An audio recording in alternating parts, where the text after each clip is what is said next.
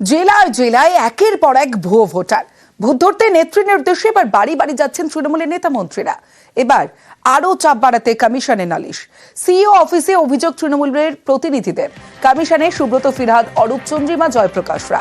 Commission থেকে বেরিয়েও চড়া সুর তৃণমূলের।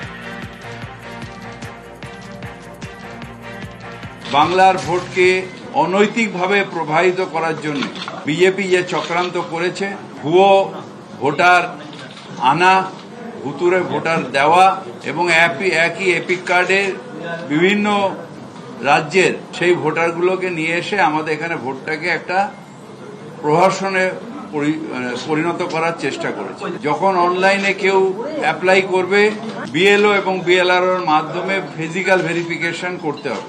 ইউনিক আইডি নাম্বার ভারতবর্ষের নির্বাচন কমিশনকে করতে হবে রুল 28 অনুযায়ী। যেভাবে ওরা ভেরিফিকেশনের কথা বলেছে সেই অনুযায়ী এটা স্পট করতে হবে।